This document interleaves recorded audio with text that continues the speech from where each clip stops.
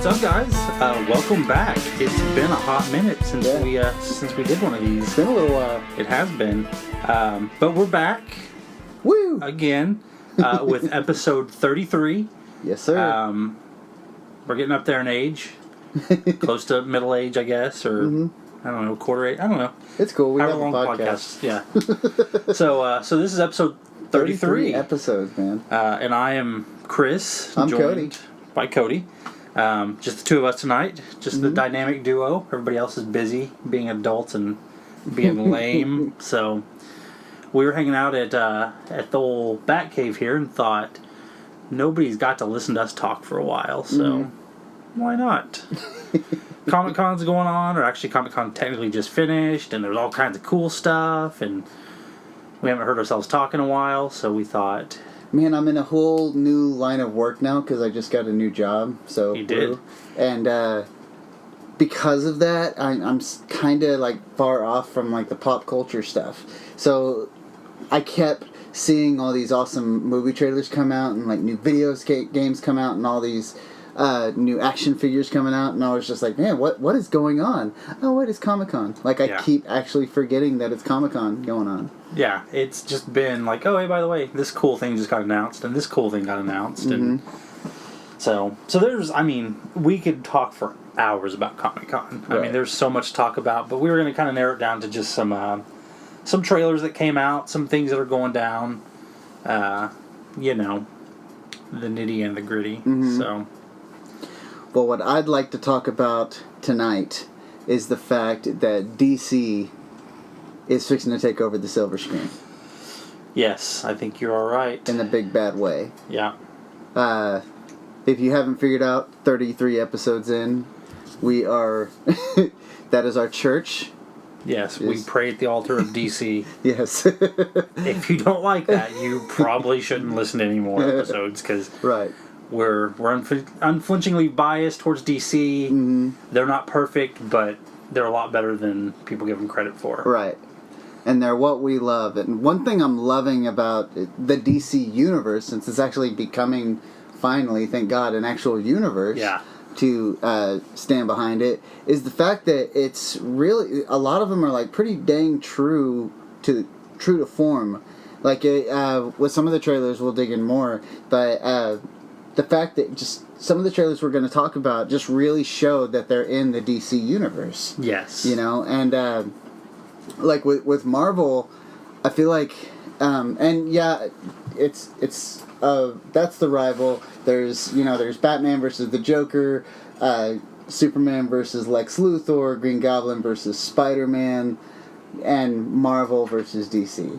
Like, that's just how it is. Like, as long as they're superhero movies, they're going to be compared to each other. And Marvel, obviously, has always played it safe in the fact that they always go with characters that are kind of obscure. Like, at one, and we've all said it, and a lot of different podcasts have said it, and a lot of different people have said it, but there was actually a time when no one knew who Iron Man was. Oh, yeah. And then... Dude, Iron Man was B-level at best. Yeah, he was no one. Yeah. And then he came out with, but then the first Iron Man movie came out, and it was one of the best Marvel films, period. Like, it was just a dang good movie, and it had the dude in it, which is obviously going to make it amazing. And, and then, later with Guardians of the Galaxy getting huge. I mean, it's... and not many people even knew about the Guardians of the Galaxy. Yeah. And Black Panther. Like, Black Panther was always the substitute teacher of Marvel to me. Yeah.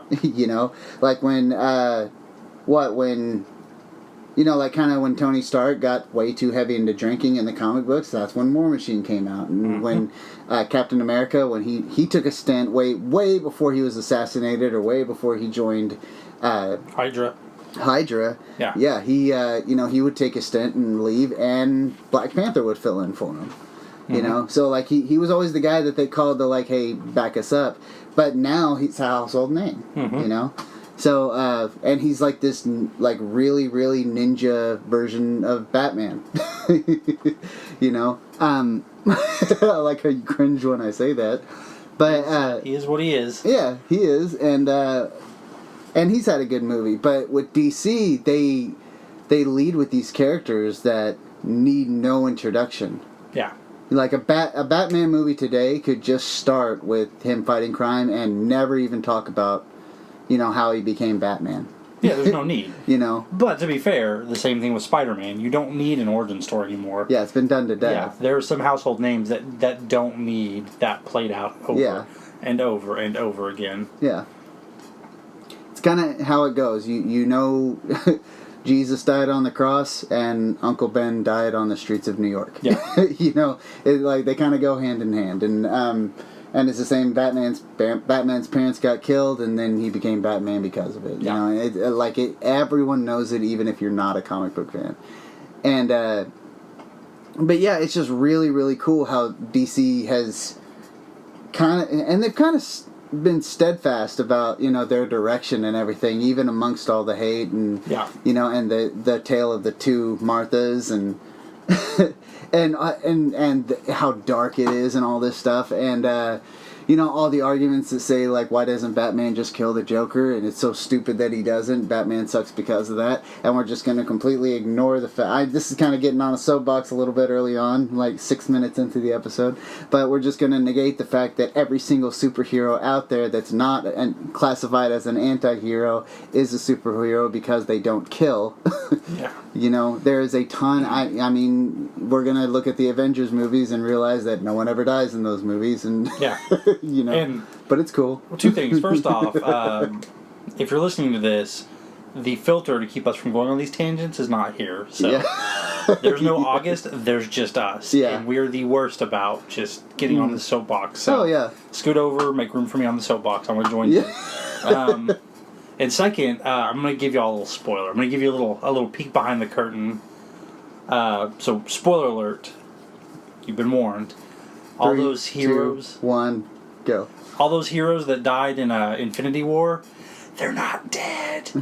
And they'll be back. They're in the Soul Stone. Yeah. They're wherever. They'll be back. I mean, they're filming the new Spider-Man movie, but he's dead. So, and look, Superman died in BVS.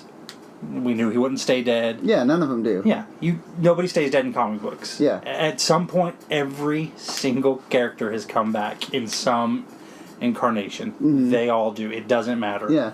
Martha, Thomas, Uncle Ben, Gwen Stacy. Yeah. They all come back. That's the thing. The two on the list that have always been on the list of people you can't bring back.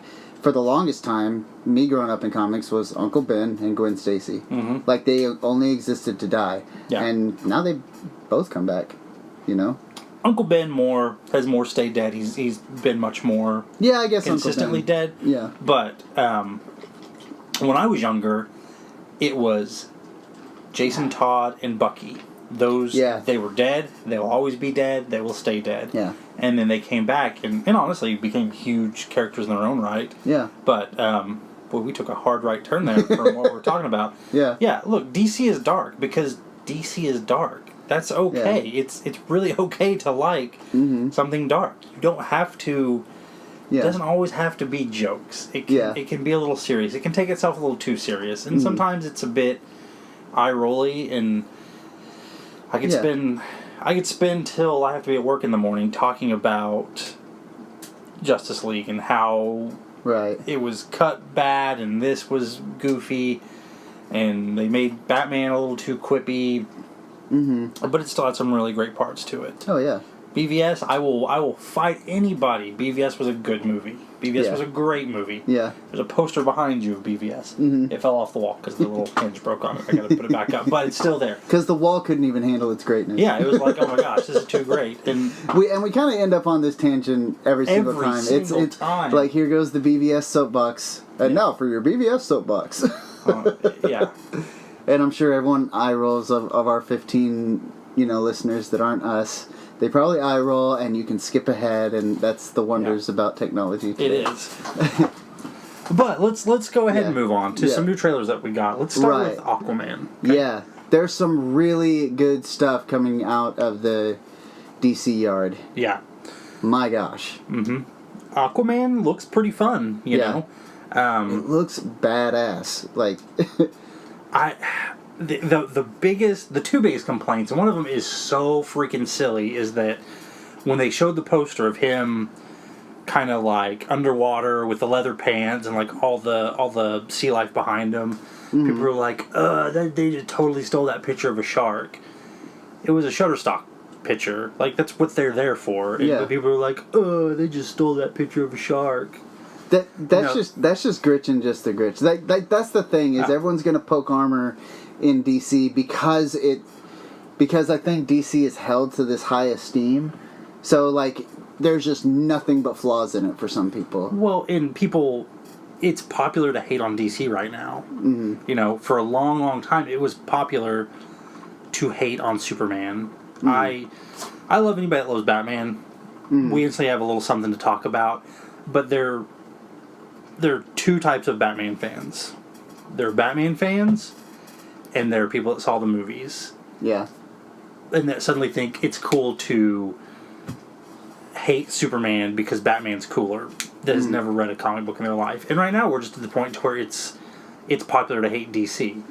Because anything DC does, anything is instantly met with, it ain't Marvel. Yeah, it's just judgment, and it's automatically bad. Like, every time DC shows something, they don't just get the benefit of, oh, this is going to be great. They have to, like, just release the most amazing thing ever just to get it back to, zero, and then people have to like it. Yeah, and Steven Spielberg can't write them all. No. Like some of them are dark, and I like how that's kind of become a joke, a little bit, and that's kind of why Justice League was a little bit more silly, I think. But yeah, like, they have, and the Martha thing, like, come on, like, I don't care. I thought that was genius when I first saw it. Like, now that it's been kind of argued, 30 Ways to Sunday, there's really no defending it anymore. But I thought it was brilliant just because of the fact that, you kind of realize, both their moms are named Martha. That's kind of cool. Yeah. But it was never really, like, touched on. They didn't really unify in the comics over that. Like, I can't remember a time that it actually came up and it was touched on. I don't remember them ever bringing... I mean, it's something that you knew, but you just never, like... So it was like, now we're talking... Now both of our moms are coming into play, and so the moviegoer seeing, like, the nutshell version of the stories is obviously going to pick up on that. So they use it as a, like a storytelling device, and a lot of people just thought that was dumb. And I really feel like, with this Aquaman is Jason Momoa, he's kind of too cool. Like, in, like, the Roman Reigns sense of too cool. That's like, mean. I know that's really sounds harsh, but if you're a wrestling fan, Roman Reigns, everyone hates him because he's too freaking, like, I really firmly believe that you can be so cool that you're freaking lame. That you're stupid. I can agree with you there. And I really feel like Roman Reigns is like, this is a whole other tangent, but it's because he tries to be so cool that he's not. It's because he's selling this boring, like, paper-thin character, two-dimensional character as a complete and utter badass that he's completely a joke. Yeah. And it's... and kind of like something I worried about with Batman for the longest time is the fact that there's nothing dumb about Batman. Like, there's nothing, like there's no flaw with Batman. Like, he's just a badass. Bat God is, some, like, there's eras of Batman. And, like, at one point he was known as just, a lot of people referred to him as lovingly called him Bat God. Yeah. Because there was nothing he couldn't handle and there was nothing he didn't already know. Which is, and I know you defend that as, like, well, yeah, it's Batman. I mean, I will. Yeah. I'm not going to right now, but I would. To the point that saying because he's Batman, no matter what the argument is, was a valid point. It was a completely valued reason. You just, because he's Batman. Well, of course he did, because he's Batman. Yeah. And it's, so I was like, okay, well, he's, and I worried about that. Like, he's way too awesome. Like, it's not going to be, and everyone unanimously thinks Batman is better than Superman, like you were saying. Mm-hmm. So it's only a matter of time before some, trendsetter, like someone's gonna like cleave his own path and be the most interesting person in the world because he's gonna be the one that thinks Batman is stupid. Yeah. And that's gonna be interesting. So more people are gonna imbibe in that and take faith in that. Well, and that's kind of just DC as a whole right now. Like, Yeah. it's not Marvel and whatever. Like, Yeah. as a comic fan, it's ridiculous, and even if I do, concede that Marvel makes better movies than DC, which to a degree I think they do. That's one facet that they've got to beat in. Yeah. Comics, DC is better. TV shows, DC is better. Animated movies, DC Good is Lord, better. Merchandise, collectibles, DC is better. As we sit in a room Yeah. of Batman. So, See, that's the thing is I think Marvel has better movies, DC has better comics. yes. And at the foundation, it's all about the comics. So, I mean... Well, to me it is. To you Yeah. it is. Yeah. To the people that make Infinity War this billion-dollar movie, it's Yeah. not. Yeah. It's not made for comic fans. It's made for movie fans. Yeah. DC movies are made more for comic fans. Mm-hmm. Anybody that reads... They really are, yeah. They 100% are. Anybody that reads comics on a monthly basis, that has Yeah. a subscription, they pick up their comics on Wednesday, they go home and read them, more of those people like the DC movies than disliked them. Mm-hmm. Like Watchmen. Like, I for the longest time, I didn't like Watchmen until I started coming around to it, and it just kind of became... Like, that to me is a DC movie. Like, it's dark, it's gritty. Yeah. It takes itself serious, like, yeah, superheroes are real, people fly. Mm-hmm. And because this is kind of, to me, what it would really be like, and horrible people do horrible things, and, killing a bad guy doesn't mean, the sins that have followed that bad guy is gonna, are just gonna stop, Yeah. And, but yeah, like Watchmen, there are some people that didn't like it, but it didn't need anyone to like it for it to be awesome. Yeah, you Watchmen know? was fantastic. And Yeah. guess what? Zack Snyder movie. I was Weird. gonna say, yeah, Zack Snyder, come on. Famous thing. But anyways, back to Aquaman. Wow, yeah. Boy, we're really Okay. we're really off point tonight. Yeah. The other thing that people complained about was he's wearing leather pants in the water, and you can't put leather in the water. Blah, blah, Yeah, blah. that's a little nitpicky. He's Jason Momoa, so it's Jason Momoa playing Aquaman. And I know that's obviously, yes, he's playing Yeah. Aquaman, but it's kind of like Jack Nicholson played the Joker, but it was if Jack Nicholson was the Joker. Mm-hmm. Does that make any sense at all? Yeah. There are actors that will play a part, and there are actors that will play that character Yeah.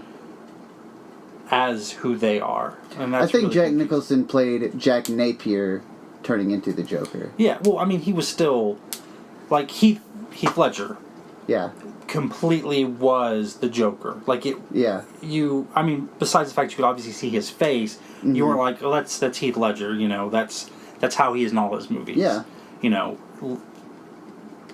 But Jack Nicholson was kind of Jack Nicholson Yeah. dressed as the Joker. Right. And I think that... Like how Jim Carrey did the Riddler? Yeah. Yeah. I mean, like, it was basically just Jim Carrey, or... Yeah, it was just Jim Carrey dressed Yeah. as the Riddler. Yeah. Not playing a character, just... Yeah. Like, his name's not Jim Carrey today, his name's the Riddler. Yeah. But it's still Jim Carrey, just Right. as a different name. Okay. I know it... Anyways. Yeah. But I kind of feel like Aquaman's going to be like... It's not Jason Momoa playing Arthur Curry. It's... Aquaman's real identity is Jason Momoa. Mm-hmm. Like, it's... But which I think is going to be great, and it looks fun, Yeah. and it looks epic and underwater, and it's... I mean, I've heard the comparison that this is going to be Black Panther of Yeah. the DCU. That's my brother. Like, the first Yeah. thing my brother said, he was like, it's pretty much Black Panther. Yeah. And, like, after he said that was all I could see. You know, because, like, I mean, it shows him he's supposed to be king. But, it's kind of different in the fact that he doesn't want to be king. But it's really, like, that kind of son not wanting to take over the mantle that he's supposed to. And I mean, the story's not going to be super original. I mean, it's the evil brother is wanting to take over. So it's that Aquaman story. That's the thing is, if you're a comic book fan and if you're a DC fan, then this is basically the origin story. As Chris cracks open a cold one. That was Stone Cold Steve Austin. But how I was saying that, everyone knows about Crime Alley, when Batman's parents got killed. Everyone knows that Spider-Man was, he was a wrestler at one point, and that Uncle Ben, was killed, and that's how he learned with great power, the rest. I've been a DC fan for a while now. I know this story. And it's a great story. I mean, it's the whole story of him, not wanting to take the mantle. Mm-hmm. And one thing a lot of people don't know about Aquaman that I've always loved about him is that he, if you watch the trailer in the beginning, he's getting picked on. Mm-hmm. That kind of, DC has been a genius. And, I'm going to go all crazy for a little bit. Do it. DC has been a freaking genius in handling Aquaman because Aquaman, way before anyone knew about him, has gotten more hate. Oh, yeah. I mean, come on, Aquaman hate. Everybody hated Aquaman. Everybody. And they still do. The Teen Titans Go trailer, the tagline for the trailer is, if Aquaman can get a movie, anyone can. Yeah. And there are more movies doing, cracking that joke. Tons of them. And a lot of people saying that he's lame. There's been Family Guy jokes about Aquaman. But he's gotten so much hate. But what people don't know, and, I really suggest someone go, guys, if you're listening to this, go out and buy some of the New 52 Aquaman stuff. I don't care where you buy it from. I'm not going to sponsor anyone. But if you really want to get it cheap, you can go to Impulse Creations. Boom! And, dude, go to Impulse and get Aquaman. You can get them in the trade paperbacks. They are so freaking good. Yeah. You think Aquaman is lame. He's not, because... you know how every superhero kind of has their cross to bear, Spider-Man, a lot of his jokes have to do with the guilt, that he's carrying for not being able to, with great power comes great responsibility. Yeah. He only knows that because he didn't take responsibility and someone got killed that he loves for it. Yeah. Superman feels alone in the universe because his whole planet got destroyed. Batman is too freaking dark for his own good, and he's always, he's always going to be, his cross to bear is duality. Can Bruce Wayne and Batman really coexist? Every single superhero has one, and Aquaman's is the fact that he despises humanity. Yeah. I don't know if they'll ever touch on that in the movies, but he freaking hates people because he gets made fun of, he gets, picked on, they treat him different, and he knows he can crush them all, but he can't. Yeah. Because it's not very kingly. He hates people. Well, and it's, it's the he talks to fish joke. They made it in Justice League. They made it in the trailer. They've made it forever.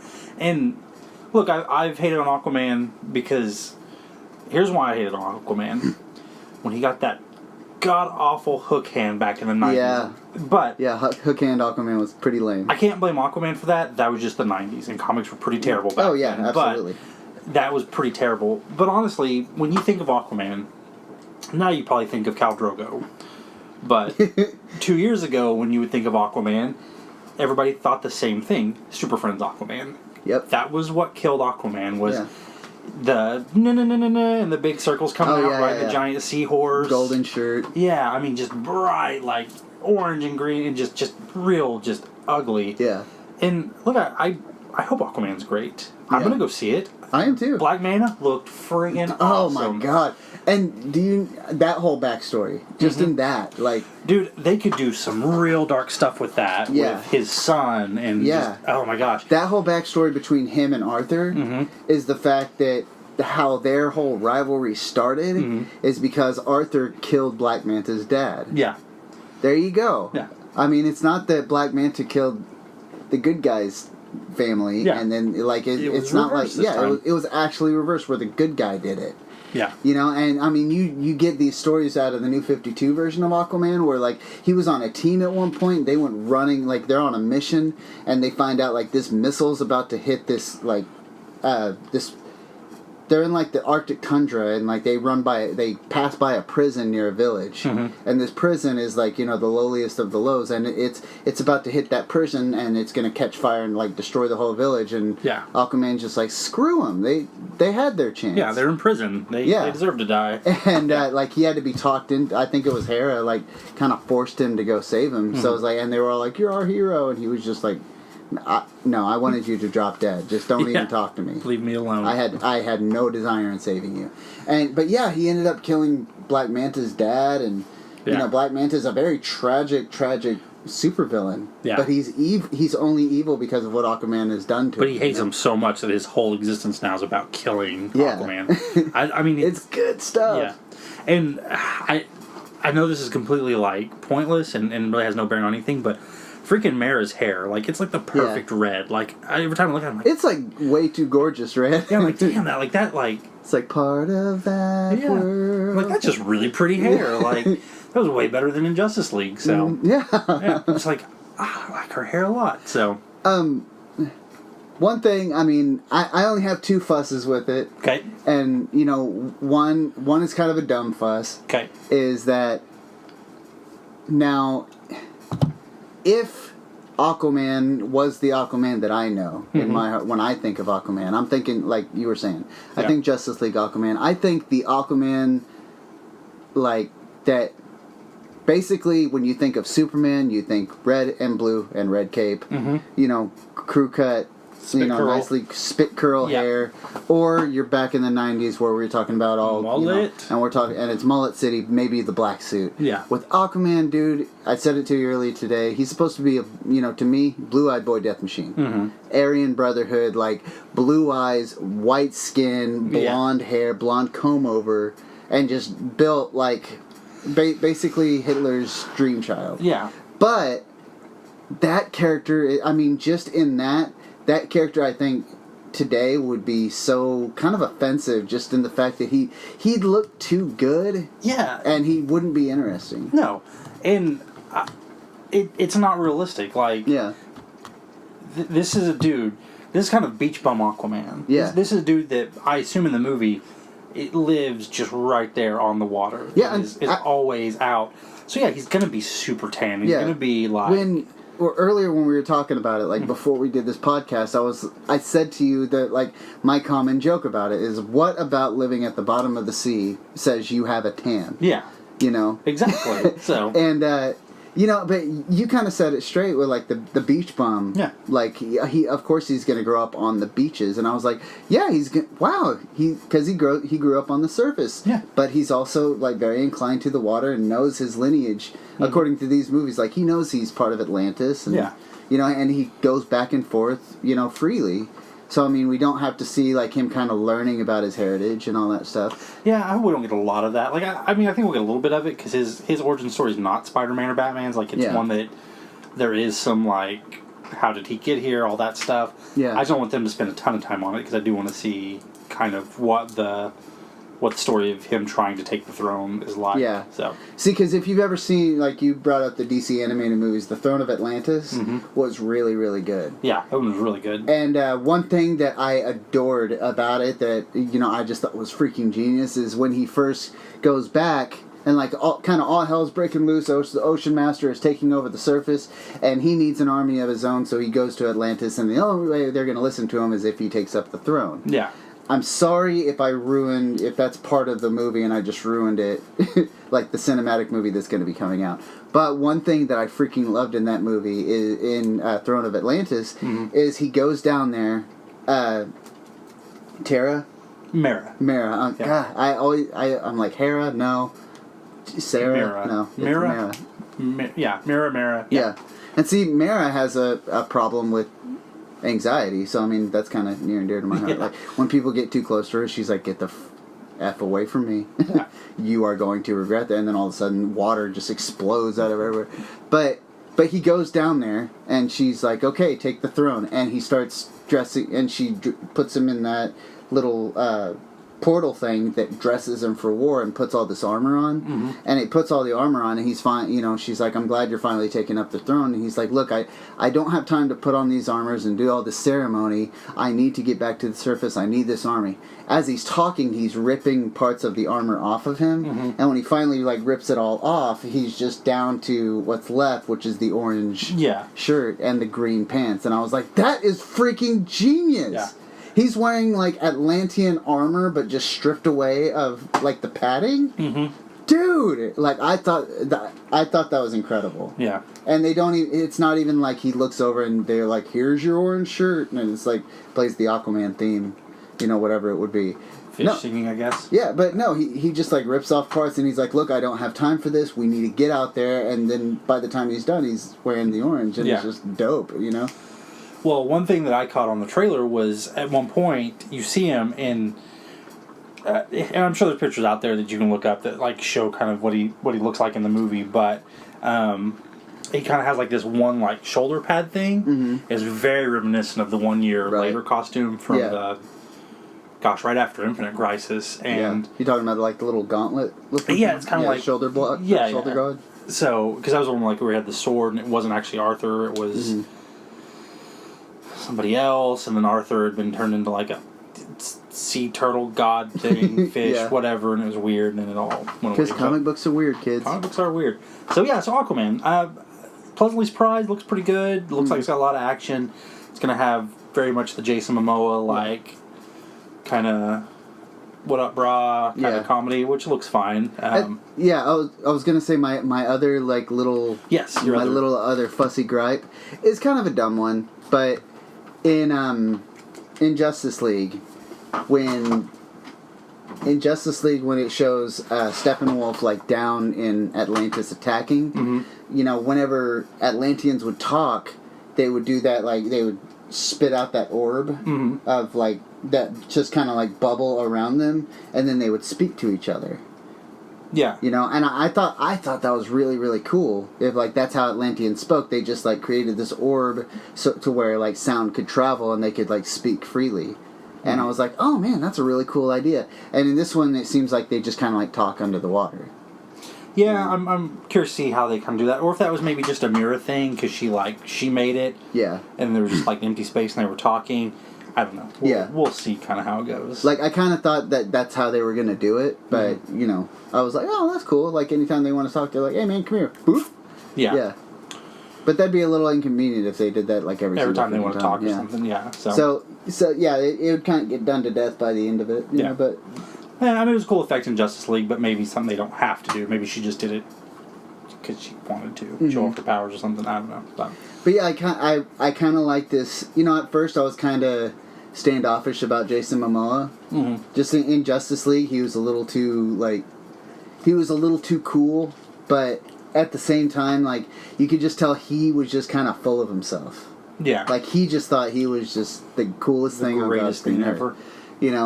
Which is what he has over Roman Reigns is like he doesn't keep doing that so people think he's cool. He just really thinks he's awesome. Yeah. And like seeing in this, he like when he pops down on the sub and he's like, permission to come aboard. Yeah, so cool. But it's like kind of comical, because you're just like, dude, shut up. You're awesome, but shut up. You're not wrong, buddy. Yeah. But yeah, like the yellow eyes thing, and like oh, you talking to fishes again, and like Arthur talking to fish. Yeah, dude, that scene just at the beginning when like the shark comes to his aid, hits it, and like all the fishes, and all of them are just like staring him down. Yeah, he's like, yeah, you're talking, and Ocean Master, and he's a blue-eyed boy death machine. It looks like, so he looks right. Yeah, I mean he looks cool. So we'll see though. I think it's going to be good. So. Yeah, I agree. So it looks badass. Like, I mean, it looks like a blockbuster, like nothing really you could gripe about kind of DC movie. Yeah. So I think two things are going to happen with this movie. Mm-hmm. Is one, I think a lot of people it's just going to pass right under the radar. Simply because of the fact that it's DC's an easy target right now in the movies. Oh yeah. And I think it would be a step in the right direction for DC if Aquaman was successful. I think all the haters are just going to be like, yeah, it's alright. Yeah. Or they're just not going to see it, because no one's going to give it the respect it deserves. Exactly. Whatever. The people that matter will see it, which is me. Yeah, and the second thing I think is going to happen is I'm completely fine with the fact that in 2 or 3 years we may have new fans that come up that this is, I have, my Batman is Batman Beyond. I've said it before. Mm-hmm. If their Aquaman was the Jason Momoa one. Yeah. That'd be fantastic. Like, that's kind of the new Yeah, if they saw him in like Injustice 3 comes out and they're like, "What? Why is one of the alternate suits the blonde hair and blue eyes and really really pale white guy? Like that's weird." That's like, how he was in the comics. That's how he looked, kids. Yeah. That was when he was hanging out with them Wonder Twins. Mm-hmm. Sit down and let Granddad tell you a tale. You ain't wrong there, buddy. About Crypto and the Wonder Twins and the Legion of Doom. There was 2 of them. Yep. Yep. One was the tag team champions for a while. Mm-hmm. The other one hung out in a bog. Yeah. A weird bog in Yeah. Darth Vader's helmet. Alright, so next up, we're going to move over to the DC Universe. Not just the overall DC Universe, but the streaming service. We had a couple trailers come out of that. So we got Titans and Young Justice that they showed trailers for. Yes, sir. Titans is divided people like nothing I've ever seen. It is... That, I think people have honestly been divided by 2 words in the trailer. Yeah. And you know what 2 words I'm talking about. F Batman. F Batman. So, I'm gonna tell you my take on it, and then you can tell me what you think. Okay, well, hold on a sec. Okay. I do want to establish something, because when I first saw it, I knew it was going to be a series. Mm-hmm. If you go to YouTube and check it out, tons and tons and tons of hate and love. Yeah. But a lot of the hate is talking about how the graphics are awful, how it looks like a movie coming out of 1999 or early 2000s. You know, or that CGI is bad. The acting is like out of like a exclusive USA Network show. The suits look bad and hokey, and it doesn't even look like a good movie. Here's the thing: it's not a movie. Yeah, it's a series. It's a series. Show. The Flash, the CGI ain't all that great. No. If it was like a $4 billion movie, then I'm sure it would look phenomenal. Yeah. But there's a reason series look one way and movies look another. Yes. And but yeah, I didn't know. When we heard those 2 words that are always going to be attached to it. Basically, like this is the Martha situation all over again. This is I'm not wearing hockey pads all over again. It's the argument of the day, and we have a group chat that we all talk on, like all of our friends, about 9-10 of us. Yeah. And that trailer, someone posted it on ours, and instantly there was a few people on there that were just like, "This looks awful." I kind of agree with one of the things that was said. I kind of agree with everything that was all the comments on the YouTube page, and that made me start looking at the YouTube page and all that. Be like, dude, I have wanted a live action Teen Titans for a very long time, and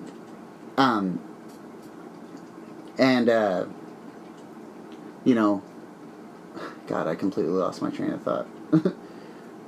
But I've wanted it for a long time, and Raven and her dad showing up was always going to be a little hokey. Mm-hmm. That's kind of hard to do in a live action thing and it go over well. Yeah. But dude, I could not have been more thrilled about it. And like, it's a series. It's on the DC Universe. Mm-hmm. It's not a movie. Yeah. Bear these things in mind. Yes. And it's freaking dark. It is dark. And of course, it's got to be dark. Why has it got to be dark? Yeah.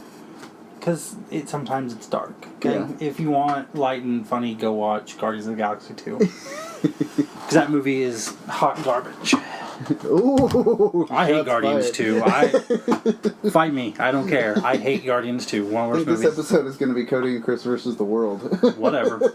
I'll take you all on. Anyways, so Titans. Go. No. I like the kid that's playing Robin. I like his look. Mm-hmm. He looks a little Grant Gustafson-ish. I agree. I was like, wait, is this like Flash now? Is he double rolling? But anyways, I thought the costumes looked good. Robin, Hawk, and Dove, I thought they had good costumes. Ravens, here's Raven the deal. doesn't even really need a costume. No, first off, she's 13 in the show, so she's not going to be wearing a one piece like the comic version. Like Yeah, and that's be just like not going to happen. secretly have these really sexy legs. Like, Yeah. she's 13. You can't do that. Yeah. So, and she kind of has this like runaway, like, just like wearing a bunch of, like, you know, a lot of layers and stuff. Yeah. I thought she looked great. I think she looks perfect. Yeah. She's a little bit younger Raven than the established Titans. Mm-hmm. That's okay. I think that's fine. Starfire, I think, looks atrocious. I don't understand what they're doing with her. And look, we've seen 10 seconds of footage of her, so I'm not going to write it off just yet. Mm. But I just did not think she looked good. And Beast Boy has green hair. He's supposed to be green. He's supposed to be more animalistic. I like the suit. Like, I'm glad they put him in the red and white. Yeah, but it's not really like a suit. It's just like a sweatsuit. Yeah. You know, in the comics, the red and white was from his time with the Doom Patrol. Yeah. Like, he was red and white when he was Changeling, not Beast Boy. Mm. So, I don't like the way they look. We didn't get to see enough of Hawk and Dove, like, outside of just some quick action shots. Yeah. I think their Just to costumes look establish great. Hawk and Dove is in Yeah. it. But yeah, Starfire, like, that's gonna What the bug hell? me. Yeah. Like, When I first saw like the set pieces, Mm-hmm. that they're all you know how they're all going to look, and it was like just filming on set of like all the characters. Yeah. You know, I saw it, and everyone's like, "Oh well, this is gonna be awful," but well, maybe it's not what it's going to be. Like I've said, like never judge on that. If John Leguizamo can pull off clown, then anyone can play anybody. Yeah. I've said it for years, and so I had high hopes and was just like, okay, that maybe this is kind of like a joke of Starfire, but man, when you finally see her, it was just kind of like everything that I know about Starfire just kind of went out the window. Yeah, I'm good. And everything that I've always established about Starfire just kind of, it was just very, very confusing. It was like seeing oh man, I can't say that because that's really mean, but... Well, like, okay, so, like, the girl that plays her, I'm looking up her name, Anna Diop, she's a pretty girl. Mm. Like, she's a very pretty girl. I just thought she looks terrible. Like, she doesn't look like an alien princess. And Yeah. Coriander is supposed to be... Starfire is supposed to be, like, this, like, drop-dead... Vixen, like, yeah, and, like, this golden-skinned beauty, and her hair just looks... Yeah. Whatever, I don't care. She kind of looks like a streetwalker. Like, the way does, she's dressed, yeah. I'm like, all right. And maybe she is. I don't know. I mean, in the comics, she's sold into slavery, so maybe that's what she is. And if that is, then I'm willing to see what the story is before I judge it just on the appearance. She was just the one that I was like, no. Yeah. No. It was just like seeing, and please don't take this for word by word verbatim. I am not calling her fat in any stretch of the imagination. But it was kind of like seeing Batman for the first time on the silver screen and him being played by, like, Chris Farley. It would just be like, what? That's who you... Wait. And you're just like, okay, well, let's see how he looks in the suit. And you're just like, it's just a tubby, short Batman. Or like Danny DeVito playing Batman. It'd just be like, what? Why is Danny DeVito playing Batman? Yeah, it just makes you raise an eyebrow, and it's not because not because of the color of her skin or her size or anything like that, but it was just a very odd choice for Starfire. She looks... She doesn't look... The footage they've shown of her looks off. Yeah. That could change. It could be any number of things. I'm obviously not going to write it off until I've seen it. Mm-hmm. But that part was like, eh. The other thing I didn't like was Hawk and Dove. Dove is the pacifist of the group, and her whole power is not being hit, and it's her not, like, she's almost untouchable. Like, you can't hit her. Right. Like, that's just, like, her power. So to see her so, like, violent is a bit off-putting. Because, Hawk's supposed to be the one that, like, tear your throat out and that stuff, and Dove is supposed to be the more pacifist one. Yeah. Not say that she doesn't fight, but she's not the one that's going to be trying to rip your throat out. Yeah. And that's another thing, like the apparent just killing. Mm-hmm. Robin just snapping necks and shooting people, and Starfire just burning people up with fire, and Hawk and Dove just slashing and gutting people. And Beast Boy not turning into anything was a big that was a big fear of mine, because it showed him like running like a wolf. So if he's just like power of a wolf, strength of a bear. If they basically make him Vixen, but a dude with green hair, I'm basically, really pissed. I won't watch it then, but no, but because Beast Boy is one of my all-time favorite DC characters. Well, he's Beast Boy. He's not power of Beast Boy. Yeah. But look, it was 1 2-minute trailer. Right. It could be amazing. It could be garbage.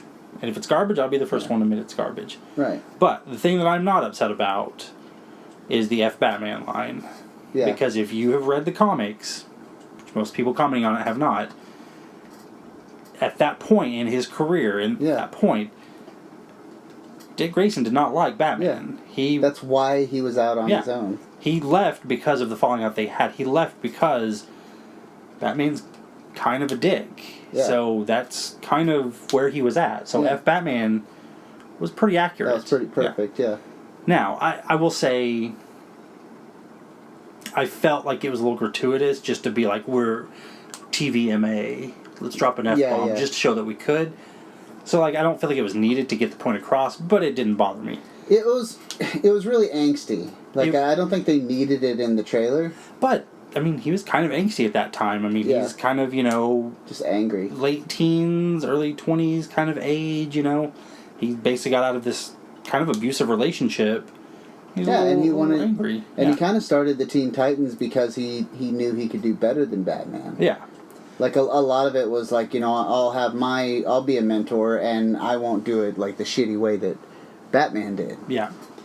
Now, all this being said, it is entirely possible, and this is utter speculation and may not be even close to true, a lot of Raven's powers, the empathy stuff, it could be that what we're seeing is just her like kind of evil energy kind of infecting everybody.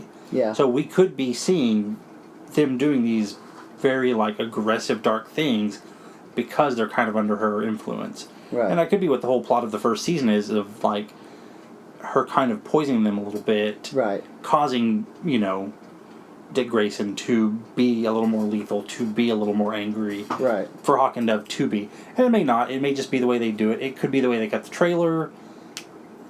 Or it could just be that they're just murder machines in this show. In which case, it won't last long and I'll be disappointed, but...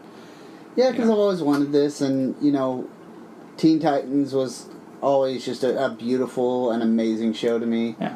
And, I'm a hardcore Teen Titans fan. Like, those are the books that I know most about. And that's the thing. You're talking about the books. Exactly. Most people are going to compare this to the cartoon. The cartoon was amazing. I love Teen Titans, and I love Teen Titans Go. Fight me again. Dude, I love Teen Titans Go, too, but, I mean, now we're going from, like... This is seriously going from... it happened exactly to Batman, if you think about it. Because we went from Adam West to Dark Knight. Yeah. Yeah. So, I mean, like, when Dark Knight first came out, like, a lot of people were like, whoa. Yeah, it was super dark. Yeah. But if you read the Teen Titans comics, they've had very adult stories. They've had very dark things happen to them. Awful things. Yeah, that they did not really cover in Teen Titans. Yeah. In Teen Titans, you had that... Spoiler alert, if you haven't read this or seen the show, you're 20, 30 years late. Tara was the traitor. She betrayed the Teen Titans. And the cartoon, it was she betrayed them, but she did it because she kind of had to. And forced by Slade. Yeah. In the comics, she did it because she wanted to. She was evil from the get-go, and she was, banging Deathstroke. Yeah. So this wasn't a good thing. She's smoking at one point, and she's very much not just this goody-goody little Teen Titan that they tried to make it out to be. At one point, when they relaunched it, when Jeff Johns and Mike McKona relaunched it, which was my favorite run, not that it matters, but, they had Mia Dearborn as Speedy. She was HIV positive. Yeah. You know, this was shortly after Tower of Babel, when the Justice League kind of hated Batman because Batman was keeping tabs on him.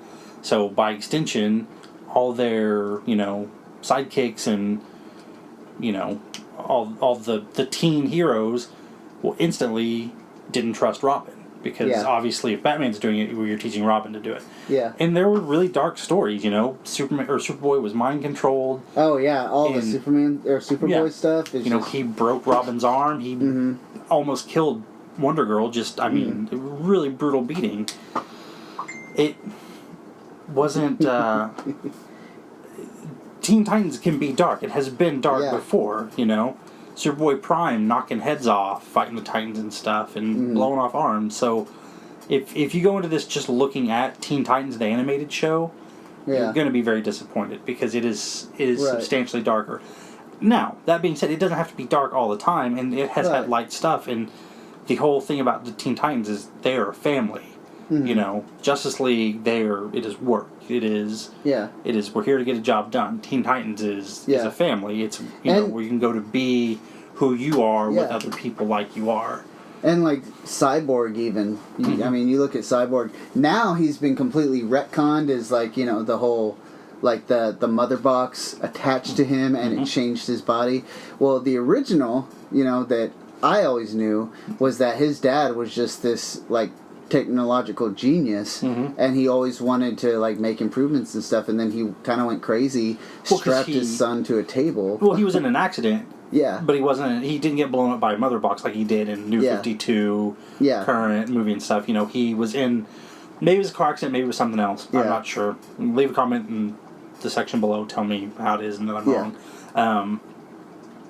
And so that's how he saved him. And then he joined the Teen Titans. And, he was a founding member of the Teen Titans. But he saved him by, basically, adding all these computer parts, And then, he kind of woke up in the midst of it. And, was just... And his dad was an evil prick. Yeah, his dad was kind of an a-hole. And, when he didn't come out the way he wanted him to, he kind of, abandoned him, Yep. And even to the point that, the computer that he created to keep Cyborg alive became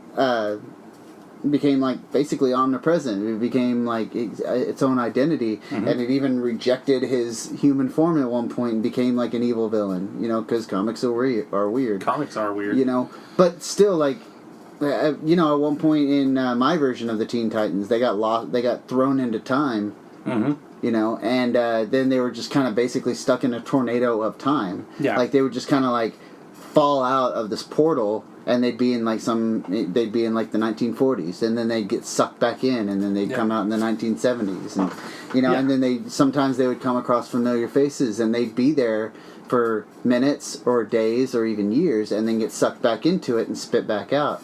So they completely lost their concept of where they were at reality and their own mortality, because they were just literally lost in just a basically chaotic storm of time, and they had to work themselves out, and it was just nuts. Yeah. I love Teen Titans. I do too.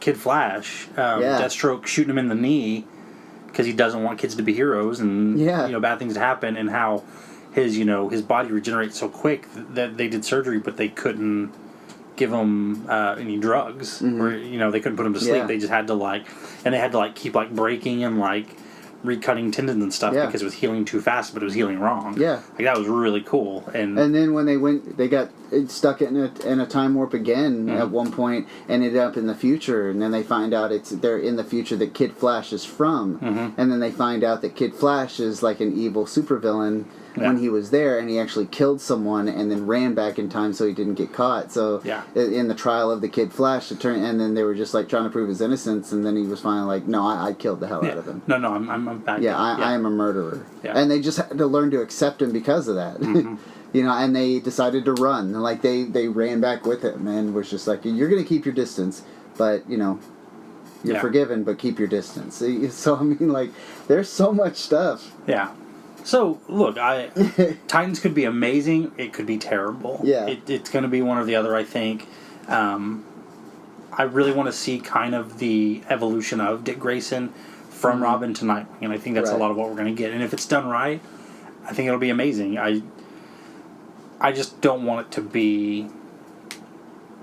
I just don't want to be killing all the time. That's not how it was in the comics really ever. So I don't know, but I'm still excited. I'll watch every episode for at least the first 4 seasons, and then if it turns into like some of the other superhero shows, I may fall off a little bit. Right. Not because I don't like them, just because time. But the other thing about DC Universe that they showed was the long-awaited, glorious first footage of Young Justice Season 3. Yes. I still remember I wasn't even a store manager yet for the company I work for. I was an assistant.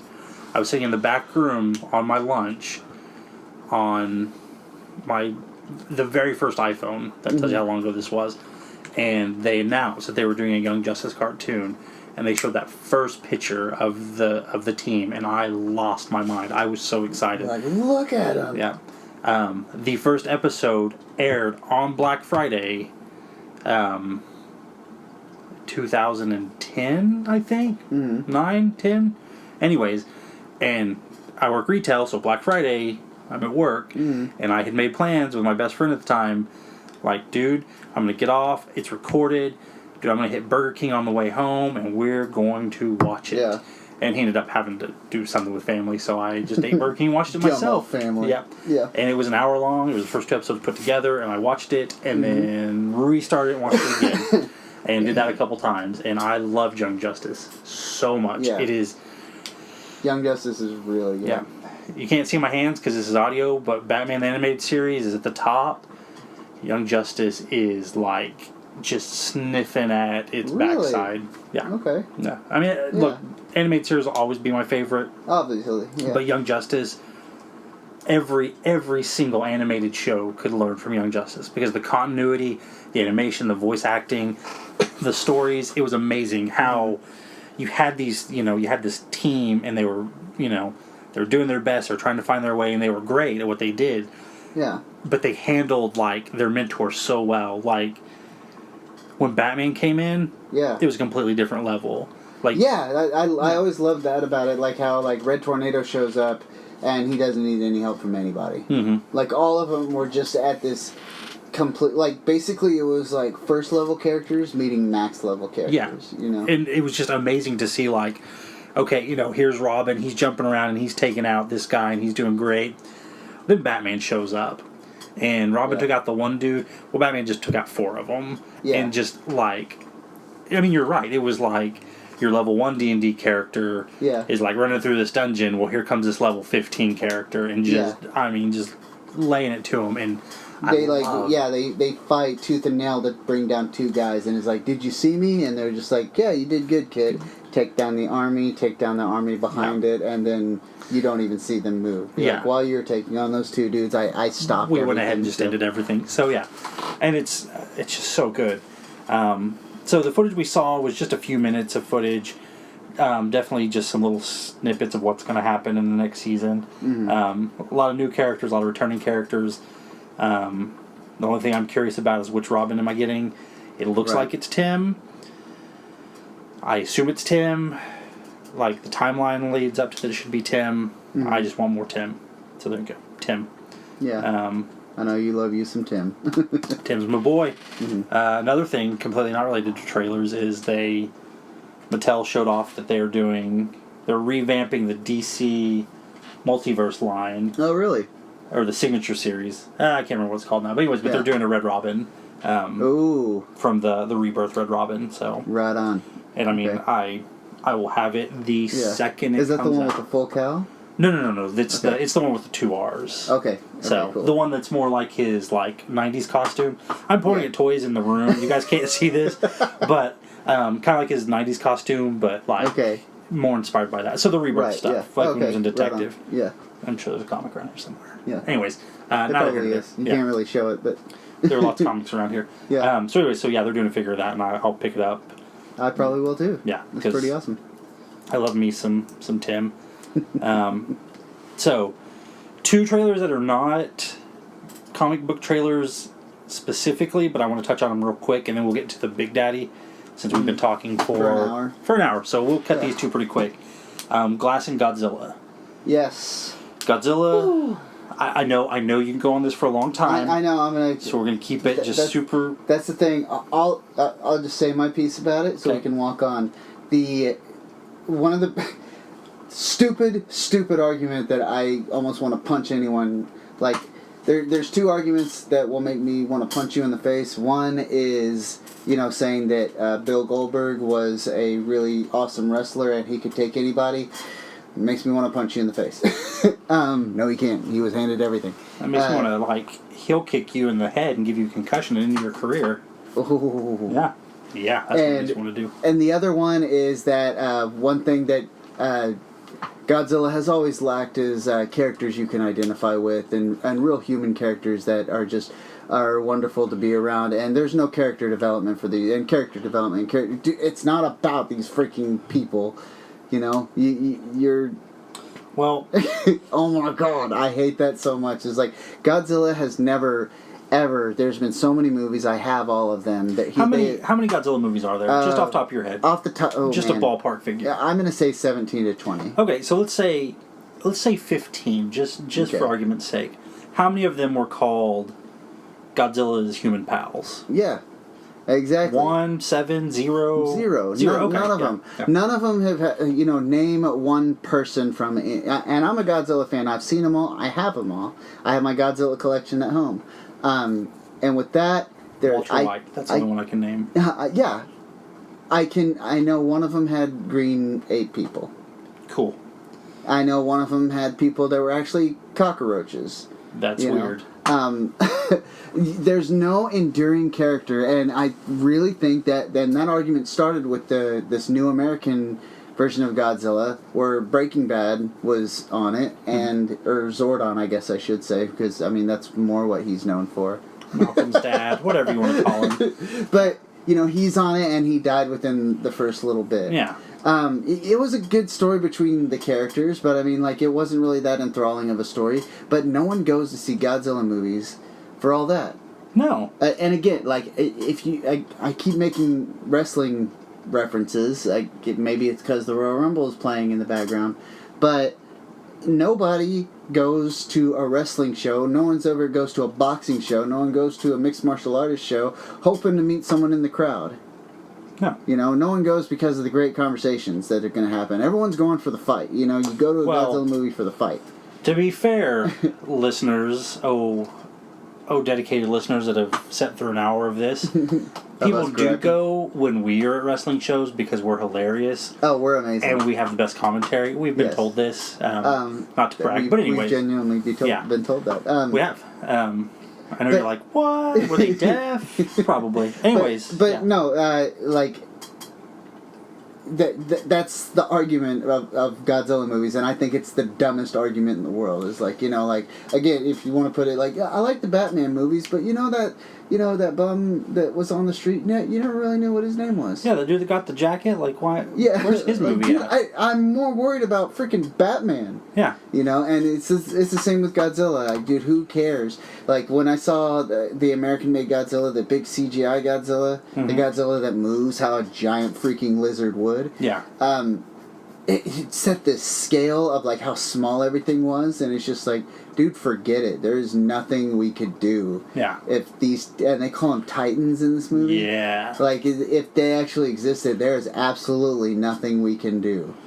We just gotta watch it happen. Yeah. And woo! And I saw Kong and Skull Island. Okay movie. It was all right. Yeah. But the best, most fabulous, most amazing part of the entire movie was the after credit scene. Spoiler alert: there was an after credit scene that was a complete Godzilla trailer. And it was basically what you saw in Godzilla King of the Monsters is freaking Mothra, Rodan, King Ghidorah, and you see people running and as a Godzilla fan, you may not know this, but anytime it showed people running and things getting destroyed, it was King Ghidorah's electric yellow lightning breath. It wasn't Godzilla. So and then seeing Godzilla show up and shoot his atomic breath into the air. Up in there. Oh. Whew. Yeah. Like, dude, but I digress. The characters actually look kind of interesting. I mean, clearly 11's going to save the day. Yeah, dude. I mean, this season of Stranger Things looks crazy. Exactly. Like, first the Demogorgon, and then, more Demogorgons, and now Godzilla. Like, Yeah. the kids at Hawkins, And how not- are they going to beat them? I don't know. and not a three-headed dragon, the Three-headed dragon. So. Yeah. The golden, the number of the freaking beast. Yeah. The beast of Revelation. God, I mean, he's so big. Like, he's so And just freaking seeing, huge. oh man, just seeing like the silhouette of him in the smoke. Mhm. That we watched it in this room. Yeah. And that I almost teared up. Because like that's freaking nightmare inducing. Yeah. Like that is so scary looking. Dude, it does look amazing. Yeah. So, we will do more Godzilla at a later date because we Yeah. could talk about this for hours upon hours. That's all I can really say about it. I mean, it's King of the Monsters. There was a Godzilla King of the Monsters movie Mm-hmm. way back when, and before I was even thought of. Yeah. And it did with all these monsters, but this one is like the mainstays. This is like the big. This is like the All Stars. This is like yeah. These are like the big, like again, you know what? I'm going to do another wrestling reference. If I asked you and you weren't a wrestling fan to name off 5 wrestlers, it's like if the movie was those 5 wrestlers that you named off. Yeah. You can only say the ones that were like surpassed the genre itself. Mm-hmm. Like if I said name 5 comic book characters. Yeah. You say Batman, Superman, Spider-Man, and and Captain the rest America, would be yeah. Captain America, and well, you could probably do that all day since the movies are. What True, makes the world but go there's when you ask your grandma, hey Yeah. grandma, Yeah. name 5 wrestlers. She's yeah, gonna give Stone you Cold, Hulk Hogan, Macho Man. yeah, Andre the Giant. Yeah, Andre the Giant. That Probably John Cena. Yeah. Anyways, yeah, so it's just like the best stuff because it's not. I assume there's not going to be. Yeah. What was the baby Godzilla's name? Like Baby Godzilla. Yeah, Godzuki in the cartoon, but I forgot what he was called, but A Mistake is what he was called. yeah, he did that. Yeah, so I doubt I we're forgot gonna what see his him. name was. I feel like a bad Godzilla fan now. Nah, you're all right. And he He's blew just smoke forgettable. rings, but Anyways, Godzilla looks great. Yeah. It's cool that 11's in it. Millie Bobby Brown, not really Godzilla, Yeah. or not really 11, but I don't know. So we'll see. it looks superb. It does. And I'm really freaking excited to see Mothra and King Ghidorah and Godzilla up on the Yeah. screen. And I mean, like, you've already seen Godzilla up there, but King Ghidorah he's coming a long way from being like a dangling head on a string, just kind of like bit bopping around and just Yeah. kind of hoping it looks good on camera. But now he's going to be like a fully articulated. I always wanted to see like a CGI version of this, like see the heads moving independently Well, and free of themselves. And, You're going to next spring. and he looks terrifying. And you haven't even seen him yet. Like Just God, the he silhouette, looks- and not glass. the breath. No, the ice, like kind of like the thing. You Oh yeah, like in the big Yeah. glacier. Yeah. Speaking of glass, though, segue. Nice little segue, buddy. The unofficial sequel to Split and Unbreakable, Glass. Man. Dude, I've not seen Split just because I haven't got a chance to watch it. I know what happens. I know how it ends. All that stuff. I know it's really good, but Unbreakable, dude, that was one of my favorite movies back in the Really? day. Yeah, like See, I was the complete opposite. I was gonna say like I wasn't a big. I saw Unbreakable. Mm-hmm. I wasn't a big fan. I didn't like. I liked it, but I didn't really think much of it. And but Split, I saw it, and I freaking adore that movie. That's I think I said it on my best movies out of 2017 Yeah. on one of my videos. Is like but at that point I hadn't seen Split, but if I had, it would have easily made the list. Yeah. And knocked something off there. I don't know what, but Yeah. but dude, and I watched Split again just the other day actually, and dude, it's so freaking good. I'll probably watch it this week. I think on You the day should. off I'll watch it. I mean, just the main guy, Xavier. Mm-hmm. He what's that actor's name? Oh, dude, if you hadn't said Xavier, James McAvoy. James McAvoy. He plays this, split personality, schizophrenic, not just schizophrenic. But he plays each character so freaking well.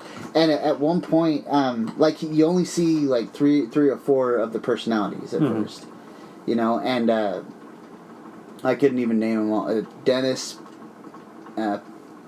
Patricia, and the Beast, of course, and not Winthrop. It's a weird name like that, but he's the Winthrop kid is like just a little kid, and he always ends sentences with etc. And he's got like a little lisp, and he's like, "What are you trying to do, etc." That's awesome. And at one point, you know, like near the end of the movie, the girl finds his computer and looks at it, and it's basically like his psychiatrist told him to do all these, like, basically like a vlog.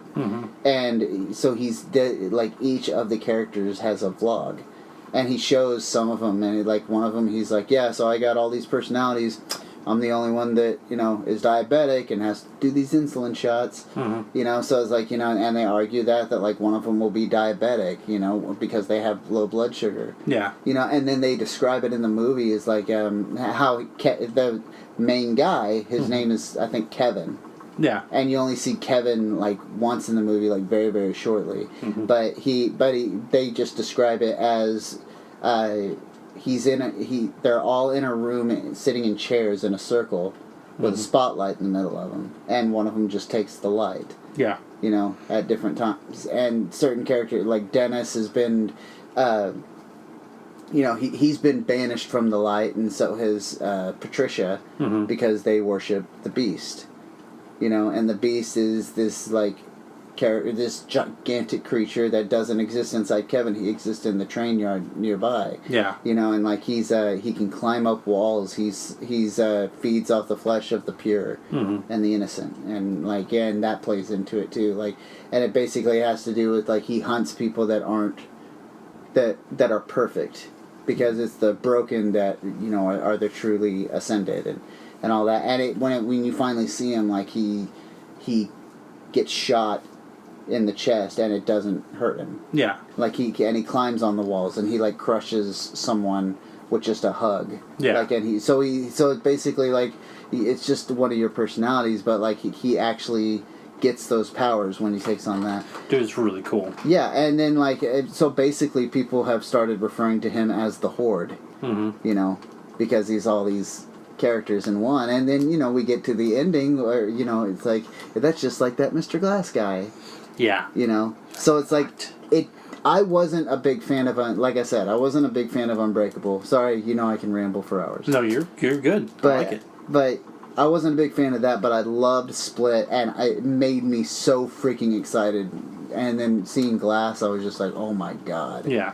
You know, and honestly, that's not even for the audience. Right now, I'm just directly talking to you, dude. You need to see Split. No, I will. I absolutely please will. Watch Split, so we can talk about it. I loved Unbreakable, though, because it was a comic book movie that wasn't a Marvel or DC. Like, it was its so own different. thing. And, like, the whole, like, lead up, and when you finally realize, like, what Mr. Glass has done, you're just like... Yeah. And just all the crazy symbolism, because he's all about comic books and supervillains and whatnot. Just, like, my gosh. Like, it was classic Shyamalan. Yeah, Shyamalan Ding Dong. Yeah. Like, you know, comic book characters, you know, had... there's a term for it, I can't remember what it is, but their first and last name will start with the same letter. Right. So David Dunn is obviously your hero. You know, Peter Parker, Scott Summers. Right, yeah. You know, Clark Kent, Bruce Banner. Anyways, and Matt Murdock. It was way before the world we live in now, where, like, you know, you can... There's a whole genre of superhero You want to know what comic book movie came out at the same time as that? The first Daredevil movie. Really? And it was awful. Yeah. Because I went and saw... yeah, I completely agree. It was terrible. Because I went and saw... Because X-Men 2, Daredevil, Valentine's Day, and Unbreakable. Like, Valentine's Day. That oh my movie god, sucked.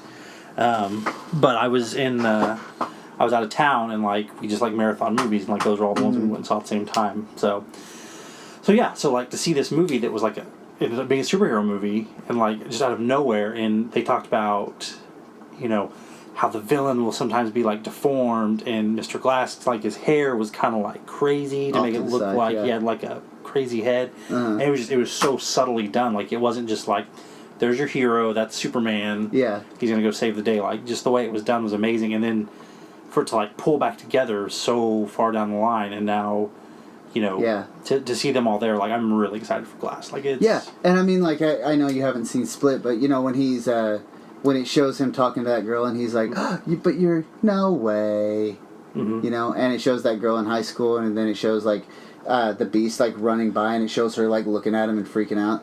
That's one of the girls that gets kidnapped in Split. Yeah. Yeah. And like that's the girl that survives, because like her story, I won't tell you anything about it, but I do gotta spoil one thing for you though, if you don't mind. Okay. But like when she's actually, I won't tell you how they get there, but they fight, and she's like finally getting out of the place, and she's leaving, and like every time he like kind of gets like at one point they're stuck in this tunnel, and you don't really know where they are because Shamalama Ding Dong. Yeah. And but they're down in these tunnels, and there's lights coming up the way, and like when she looks down the hallway, she's found a shotgun, and and the Beast is like crawling on the ceiling, and then you just hear this popping sound. So when he finally gets close enough, you see that he's like coming up to the light and hitting it, and shattering it. That's awesome. And then he finally gets close, and he just rejoice. Those who are broken are the ones who own the world. And he's like just talking in this like crazy, like it's intimidating as all hell. Yeah. And like she's the one, like when I say he gets shot, like she's the one that shoots him because she like basically she finds this like cage. Yeah. And she locks herself in the cage and just has the shotgun so like he can't get in. And like but like he keeps getting closer, and anytime he does, he like rips off an article of clothing, and like gets her pants at one time and like rips like the shins off, so she's like in this raggedy pants, and she's down to like a spaghetti strap shirt. Yeah. And then like it shows the Beast like come up to her, and she shoots him, and he's just like bah! Like he just hits his shoulder, and he just grabs his shoulder, but then like removes his hand, and it just looks like a big rug burn, you know. So and they're just like what, and he like grabs the bars and starts pulling them apart, and you hear that, and he's like literally pulling them apart, But then she like kind of backs up, and she gets under like the last spotlight on her, and she is covered in scars, like not ones that he's caused, like actual like all these horrible scars. Yeah. And then like all up and down her legs, it's very obvious she's a cutter. And you find out why, like, and at the same time, like through all this, she's like, anytime she's asleep, she has nightmares about her dad and her uncle and stuff like this. Yeah. And you keep finding out more and more about her, and like while all this fighting is going on, you're seeing what it led to. Yeah. And like, why it was such a hard time, and because she knows how to, she's trying to keep the other girls alive, because she knows all these like survivability, and she has all these survival instincts, because her and her dad would always go out hunting together, and like she was part of the hunting group, and I won't say all that for you, but you just got to see it, but yeah, like she's got all these scars all over her body. And then all these like self-inflicted wounds all over her legs and arms. Yeah. And the Beast sees that, and he's like, "You are one of the touched, one of the broken. Rejoice!" And he just backs up into the shadow, just going, "Rejoice!" That's awesome. And like that's kind of and then she gets found. But oh, dude, just that scene alone is just like worth price of admission. I will watch it this week sometime then. But yeah, it's the same girl. Mm-hmm. Yeah, I knew. Yeah. I knew she was in it because I'd seen obviously trailers and then saw that one. So right. Yeah, I'm curious how she's gonna play into it and stuff. Yeah. And then So yeah, Glass looks good. Looks phenomenal. Yeah. All right. So the last movie to talk about, the big one, the fun one. Oh my God. Shazam. Freaking Sam. Yes. So. Oh man. Man. We said all this stuff about DC. It's okay to be dark. Dark is good. Dark is comics. This is dark. Blah blah blah. And I still stand by all of it. Batman's dark. Yeah. Dick Grayson's dark. Everybody's dark. Raven's dark. Red Hood's dark. Shazam looks damn fun. Yeah. It looks hilarious. Yeah. It looks like a blast. When when New 52 first started, Jeff Johns, the man, Jeff Johns, the man, the myth, the legend, the Stan Lee of the DC universe, really, like he wrote this this one-off trade that like all the characters kind of got, the New 52 run, and there was a Shazam one, and it was only one book, like it was volume 1. That book, if you went and read it, I think I said it to you, like right after reading it, and this is when New 52 first started, so this is years ago. 2011. And I said to you, like, that, dude, they could, if they ever wanted to make a Shazam movie, they just have to just use this book. Like, that book plays exactly like a movie. It's just perfect. And it was like, me and a buddy of mine used to talk about how Shazam is just, like, the perfect, if they ever want to make a lot of money, because it's a kid that turns into a superhero. Yeah. That is entry-level fun. Dude, it is. I mean, it's, like, it is so... It's just such a perfect movie for today. Like, it's such a perfect comic book movie because, and Zachary Levi, man, he is killing it as Shazam because he's... Oh, gosh. He looks so, like, heroic and big, but he's still, like, a kid. He's still doofy, Yeah, and that's always been great. And anything that you've seen, any Shazam comic, any cartoon he's been in, Young Justice, like, it was so great. No, we're going back to Young Justice, but... He was in Young Justice a lot, and like the team, which by the way it was great. They didn't have they weren't like the Teen Titans or Young Justice. They were just the team. Yeah, I thought that was just amazing. Right, we don't have a name. We're just the team. Like we're, anyways. But the team would always be like, "Why is Shazam babysitting us? Why is he around? We want him to go away." But the thing was, he was a kid. He's just a little bit younger than them, and he just so desperately wanted to hang out with these kids his own age. Yeah, but he couldn't. Yeah, or that were just a little bit older than him, like, that he kind of looked up to. And it was so, like, my gosh, it was so great to be like, they look at him as this, like, this hero. Yeah. And he looks at them as, like, this hero. And he just, like, this little disconnect. He just wants to be buddies with them and stuff. And dude, it's big as a superhero. It absolutely is. It's that movie Big with Tom Hanks as a superhero. And I do have to point out that in the episode of Young Justice, when... the spell goes awry and all the adults are gone. Like basically like they're all still there, but it's like all the kids are gone in the adult world, all the adults are gone in the kid world, but they're all still in the same room, just different universes basically. And how like Shazam will keep like Shazamming, turn into the kid, talks to the kids. Yeah. Then Shazam's talks to the adults, and at the end they're like, you lied to us, we didn't know, like, you had to tell us that you're this, this kid playing a superhero. And Batman's like, I knew he was a kid the whole time. And I'm like, Batman was damn right you did. He's like, nobody knew. He's like, I knew. Yeah, he did. But, like, it's how, look, if I was 13 years old and some dude was like, say my name, you get superpowers, that's how I would act. Yeah. Exactly. He's doing that stupid dance. The dance that my nephew does constantly. Every kid does it. Yeah. Okay? Every kid. Yeah, every kid does it, but I mean, it's like, dude, you're in. Like, he started doing that dance, and like every kid of today just completely is going, once they see it, they're going to identify with it and be like, that's me. I just got so unbelievably angry when I saw it. I was like, effing dance. I didn't say effing. Kids. Yeah. I was Get like, off my lawn. It's so perfect. Yeah, I mean, you're not wrong. But I work in a business where I deal with children a lot. Mm-hmm. They're into something that stupid dance is part of, so every day the goofy little dance. And I was like, no, it's everywhere, but it's kind of perfect. And it looks wonderful. And this is going to be an origin story. And I'm going to tell you right now, dude, Eddie Kazbrak... Freddie Freeman is who he is in this movie. That kid's going to steal the show. Yeah, Gazebos. Exactly.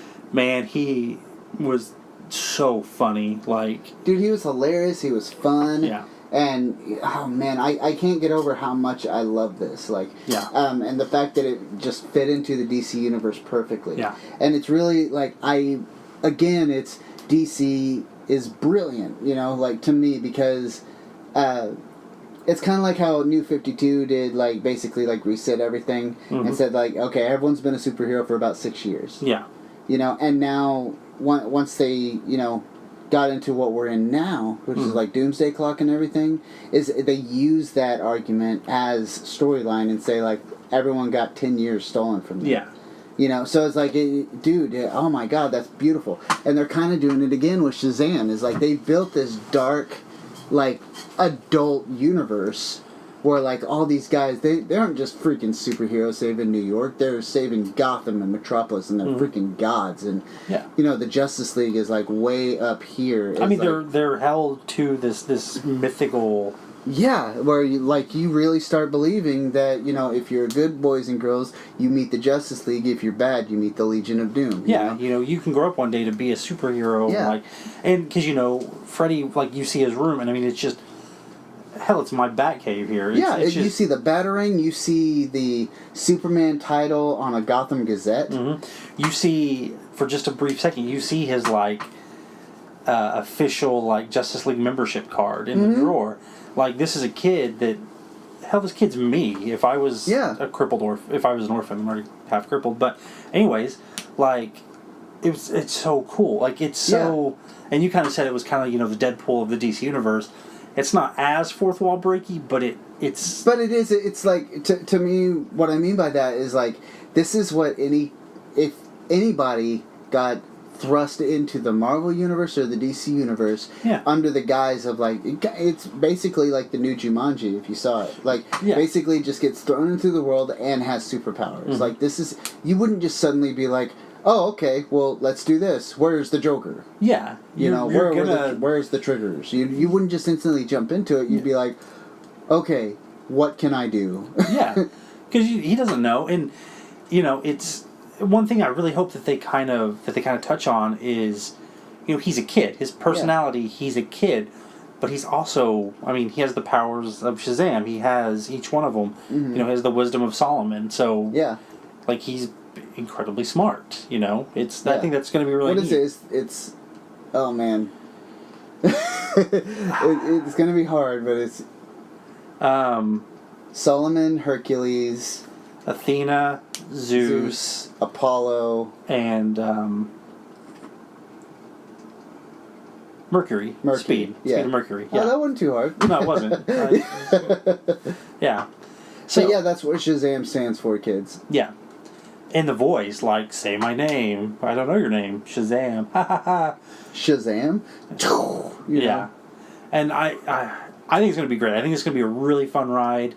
But it's like just a kid that woke up one day in the DC universe where everything is dark, and when you really get into the nitty gritty, it's kind of like, you know, it's kind of like the world we live in, where like as a kid you have fun, but as an adult, they like, you ask mom and dad about things, and you know, you may hold, you know, if you had a dad that was a cop, or like an uncle that was a firefighter, or someone that was in the military, you romanticize that. You know, and you kind of think that, well, these guys are heroes. They went out there and, you know, and did the Lord's work. They went out there and fought these great battles, and, you know, and fought bad guys and stuff like that. But what you really don't get is that, you know, the world that they were in while they were away from you is like this mean, hurtful place, you know? So, like, you know, with Shazam, like, he's doing that. Like, you know, as a kid, you think everything's fun and great, and, you know, when you become an adult, it's, you know, it's you try to hold on to your childhood and still be fun and great, but, I mean, there's some things you may see, do, or hear about that, you know, make you have to grow up.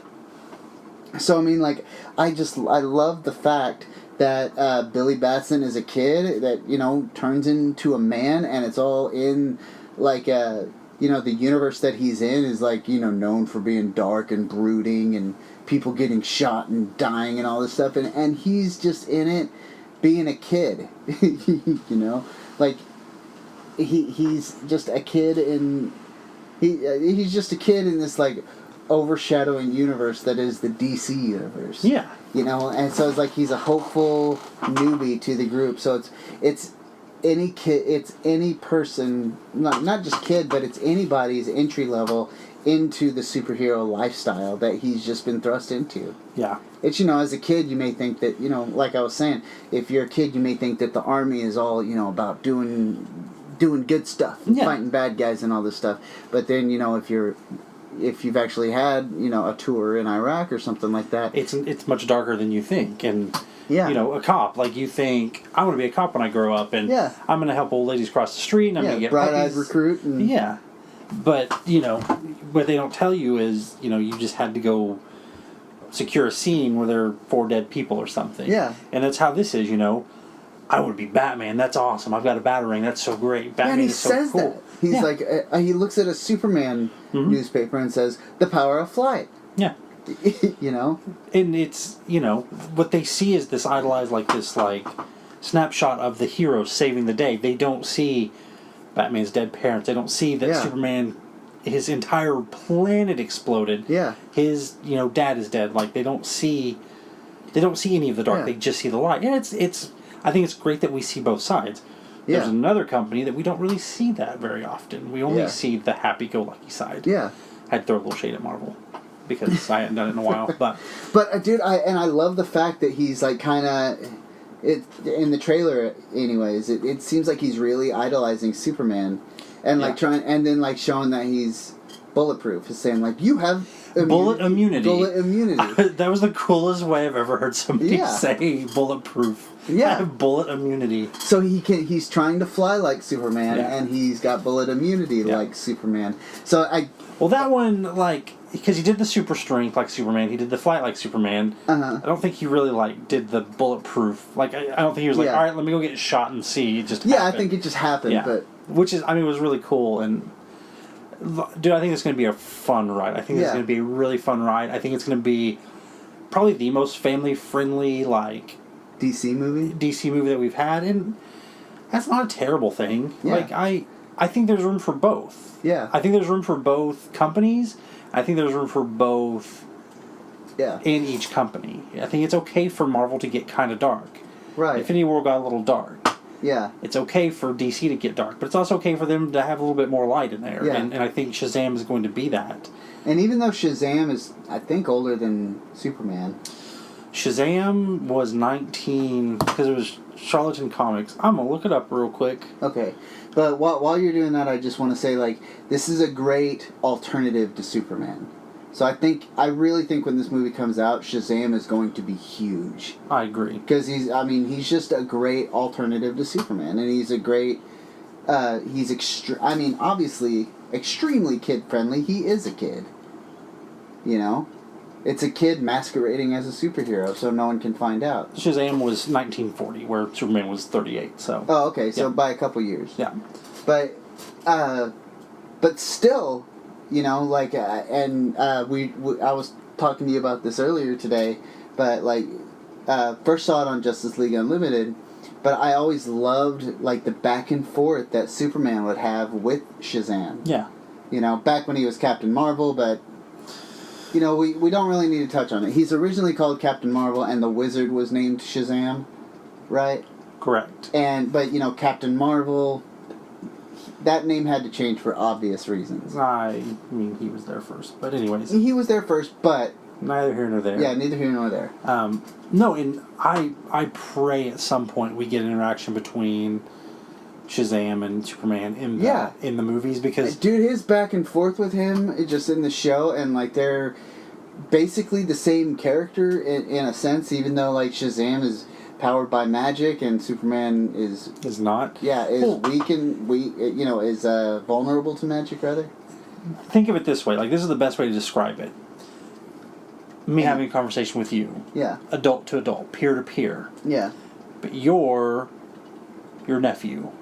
Yeah, I'm actually a kid. Yeah. And so, you don't know that. Yeah, so I'm trying to have this conversation with, this incredibly powerful being that I'm trying to have this serious conversation with, but it's really a kid having a conversation with me who kind of idolizes me. It's... And you think you're looking at, kind of a peer. Yeah. Because you also can leap tall buildings in a single bound. Exactly. And, the kid is a little starstruck and is acting kind of like a kid, Well, that pisses me off because it's frustrating. Yeah, I'm like, why are you being so immature? Yeah. Dude, will you please take Yeah. responsibility? And Yeah, it's because Yeah. I'm 13 years Will you old or man 10 up or here? whatever. Yeah, Yeah. that is. I think that's gonna be so fun. Yeah, And because Shazam. seeing Superman getting so angry about that Yeah. was just some of the funnest writing. Because he's just like, "Why are you? I don't get you, dude. Like, what is Yeah. your problem? Get in here with me. You're just like me. Yeah. Like, what's going on?" But he always missed the fact that It was a kid. It was a just a kid. kid. Yeah. So, yeah. And so I guess kind of to put a bow on the Shazam Yeah. talk. I think it's gonna be fun, man. I'm Yeah. really looking forward to it, and I kind of wonder what we'll see if we'll get Captain Marvel Jr. You know, if when Freddy gets powers, Mary Marvel could happen. yeah, we could get the Flashpoint, like all the kids become Captain Marvel. That would be interesting. That would Because be they're doing Flashpoint at one point. See, I think they're not doing it anymore. I think they've Oh, kind of really? said that it's not going to be Flashpoint, but Okay. I don't know. They could change it tomorrow, or maybe Yeah. they changed it yesterday. Anyways, but Mr. Takitani, the giant walking tiger, like we need to see him in some way. Like Yeah. I think that would be fun. But yeah, just kind of the Marvel family, because I mean they were a pretty big deal, and you know Mary Marvel, she was big for a while back Oh, yeah. around Infinite Crisis and Final Crisis. Like her stock had kind of risen a little bit. But I wonder what they will do with, because Captain Marvel Jr. has never gone by anything other than Captain Marvel Jr. that I know of. Yeah. So if he'll be Shazam Jr., I don't know. Anyways, assuming we ever see him, but I think that'd be cool. But Yeah, and like- electrocutes. yeah. You know, and then like the whole your phone's charged. yeah, your your phone's charged, dude. And I watched it with Will because, like, you know, I told you this. I'll try to tell you the nutshell version. Like way back when I was a kid watching Justice League Unlimited, it was just on, and my mom was on. I was sitting on the floor, leaned up against the couch. My mom was on the couch trying to take a nap, and we were watching like kind of the only TV in the house at the time. Yeah. And I was like, "Hey, can I watch my show? I know you're trying to take a nap in here." And she was like, "Yeah, go ahead and watch it." And it was Justice League Unlimited, and it was this episode where Shazam was, you know, trying out for the Justice League. And like I was saying with Superman, like Superman had no idea that it was a kid, and he was getting so freaking frustrated with him because he wasn't acting like an adult. He wasn't being a leader. You know, he wasn't working with experience. And Superman saw everything that he saw about Shazam was this like experienced, big, strong dude, but that's not how his personality was. And like you were saying, like he was getting so freaking frustrated and angry about it, and Batman was just in the back, like, yeah, that's a kid. Yeah. Why do you mean to this kid? Come on. And I think at one point he's just like, oh, Clark doesn't know that. I'm gonna go home. I'll see you back in Gotham. Bye, Like, guys. I gotta he's go. like, yeah, this is Rich. I gotta go tell Alfred something Quick. unrelated. Ooh, I'll tell Commissioner Gordon. He needs to hear about this. Yeah, he's like, bro. Lois will get never this. believe this. So, but it ends up devolving into like a fist fight. Yeah. And Billy Batson is like gets punched, and he's not gonna back down because he's a punk.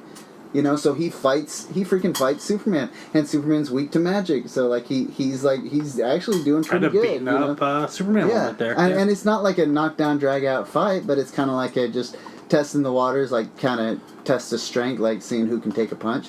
And they're both taking punches from each other, and then they kind of like realize they don't. He never realizes he's a kid, but I mean, just kind of is just like, you know what, you're a good dude. You're weird.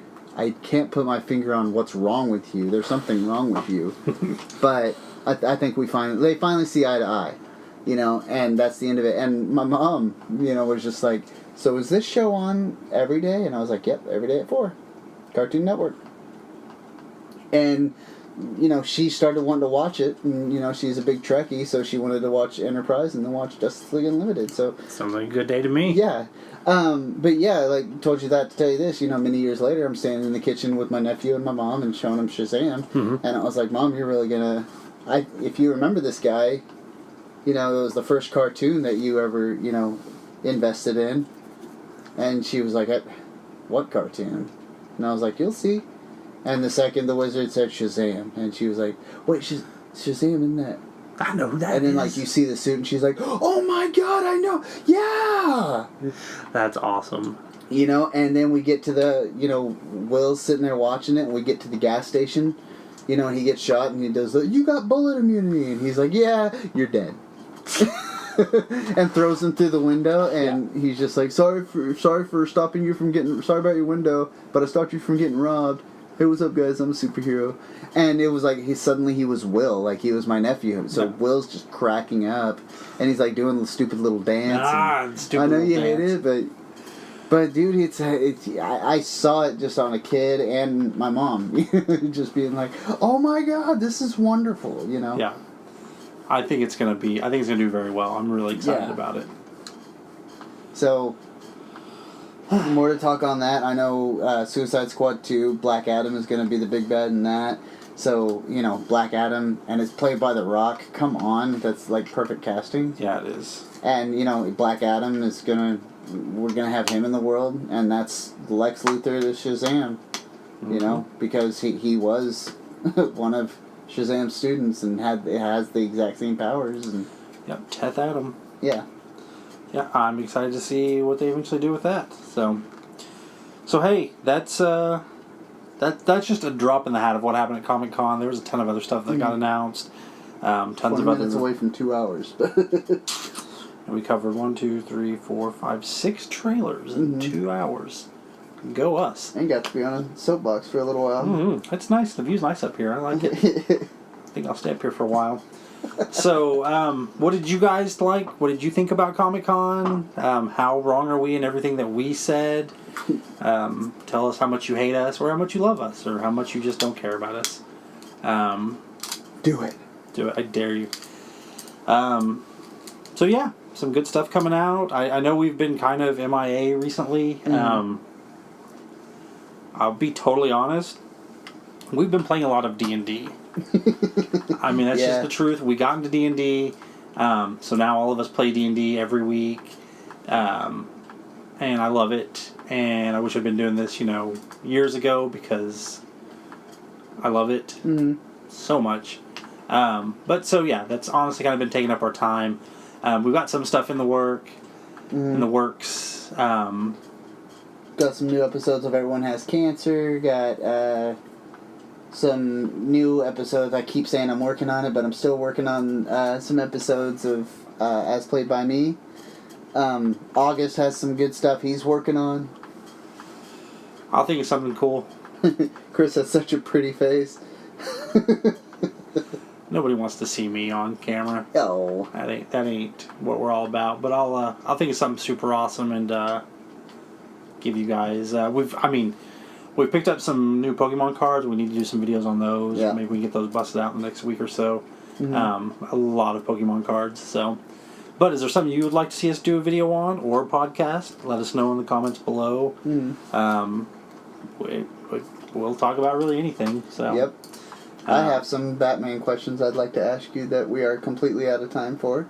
But there's some stuff going on in the DC world, like the wedding of Batman and Catwoman. Yes. There's some stuff. We'll save that for another time, but we will. I'd like to do a show of, like, ask Chris about the Bat. Is that something you guys would like to hear? Would you like for me to talk about the Bat? Because it's probably the thing I know the most about. Mm-hmm. Like, on this planet. Probably Batman stuff. Yes. Probably even more than I know about myself. So, yeah, I would love to do some Batman stuff. So, how would Batman beat this character? I'll tell you how. Yeah. This is how he'd win. Yeah. So, anyways, alright, we've rambled. Thank you guys for listening. Like, share, subscribe, all those trendy YouTube phrases. Give us a like. Hit that bell icon to get notified. Right? Is that what you say now? Yeah, something like that. Yeah. So every 6 months we post a new video. Bell. You can smash my bell. Okay. Alright. Anyways. Well, as always, I have been Chris. I have been Cody. And court is adjourned. Keep the red phone ringing.